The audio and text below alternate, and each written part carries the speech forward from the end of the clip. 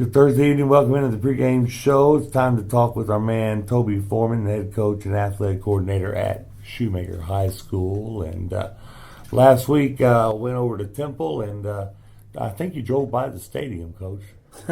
Yeah, we did. We should have just kept driving by the stadium. We didn't perform very well. Matter of fact, it was probably one of our worst outings, in the last few years. But just like every week, we came back and watched film and licked our wounds and we corrected some mistakes that need to be corrected. And that was a pretty good team you were playing over there, so let's not take anything away from the Temple Wildcats. Very, very, very good team. But no question. I mean, Coach Stewart does a great job, and they were prepared. They were ready for us, and they did a really, really good job of executing, and we did not. But it's a common theme. If you look at all the games we've won this year, 1 turnover or less. All the games we've lost, 3 turnovers or more. There's a common theme right there, and we've got to correct that. Yep, and that's what we're going to talk about tonight. Of course, you've got a home game again.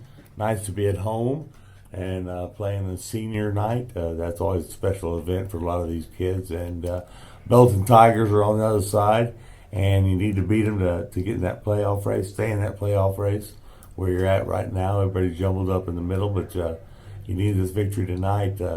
Belton's pretty good. They've gotten better as they've gone through the year.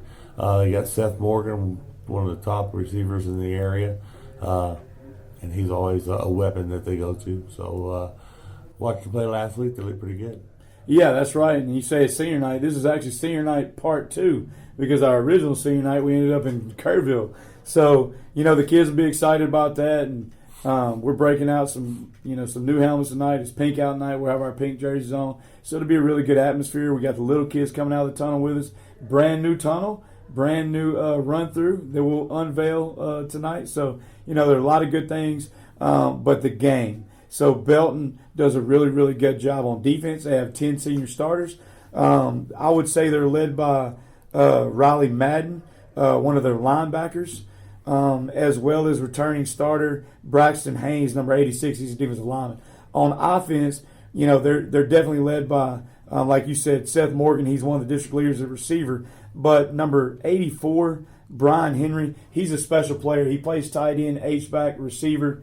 He plays everywhere. He's a University of Houston commit, and he's big time. He really is. You can look at the film, and it takes you about 3 clips to realize that's a Division I football player. So you got to know where he's at, as well as Ty Brown in the backfield and Slade LeBlanc. So, they've got some weapons on offense, and they're very, very sound defensively and senior-oriented.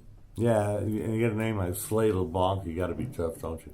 There's no question. That is, it just sounds like, LeBlanc is my mother's maiden name, so I know they're tough. Yeah. I know that my mom's pretty dang tough. Slade, that's right. That's Sling Blade. You got a combination there. Yeah, man. Hopefully you don't have any weapons on it. Yeah. But no, he's a tough runner, and it takes snaps in the backfield probably about 80% of the time. So he's one of their playmakers on offense. Yeah, the quarterback's been doing a pretty good job back there.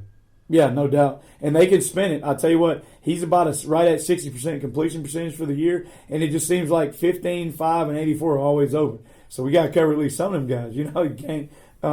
In crucial moments, they make big plays. And we've got to alleviate. Last week, they ran a flea flicker early in the game against Ellison, and I was at that game, and they set it up perfect. And but they're well coached, and they have a good plan, and we've got to make sure that because we're well coached too, we got to make sure we make sure we can defend and execute offensively in special teams. Yeah, you've got to win in all phases of the game, and then you've got to have that extra special stuff too.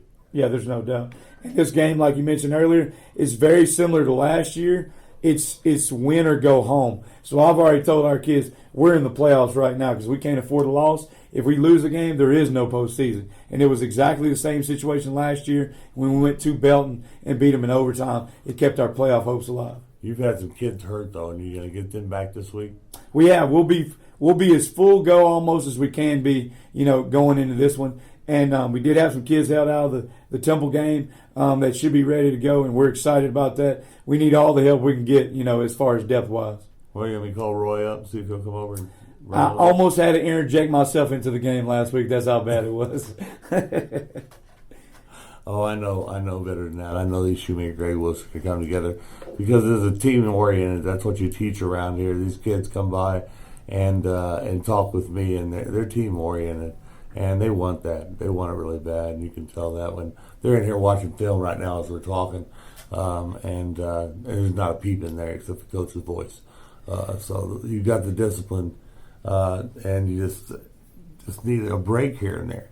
Yeah, well, and we've got a 2-year playoff streak going, and we want to keep that alive. This doesn't want to be the group to end that streak. We want to continue, our playoff runs, and, the only way we're going to do that, because the situation we put ourselves in, is to take care of Belton. Any special plays we need to know about you got in there? The special plays are just execute, not turn the ball over. In special teams, we've got to win special teams. Those are the special plays. And they just won't kick the ball to Kamari anymore. He's got one return. I tell you what, they kicked it to him the other night, and he almost took it to the house. He did a good job of getting the edge, and their number 5, York, he was the last guy literally could have made the tackle, and he did. And so, like I said, I wouldn't kick it to him if I was the other coach, but, sometimes the ball just kind of finds him, and he ends up just finding the end zone. Yeah, I mean, there's 2 kickoff returns that he's had that they've kicked to, and 92 yards on one for a touchdown, and everybody learned pretty quick. I've seen a lot of, not only against you, but other teams, they're kicking just the ball, little poppers up into the second level, not even trying to get it to return. Man. No, little sky kicks. And so what they're basically doing is they're giving away field position because they don't want to give an opportunity up for a touchdown. And I understand that. We had to deal with it last year. We had Monterey and Exford back there, and now you got Amari and Kamari back there. So, we've got some weapons that can go to the house at any moment. And so we have to prepare a lot of different ways for kickoffs. It really is challenging because everybody's on that kickoff return unit has got to be prepared to field the ball both in the air and on the ground.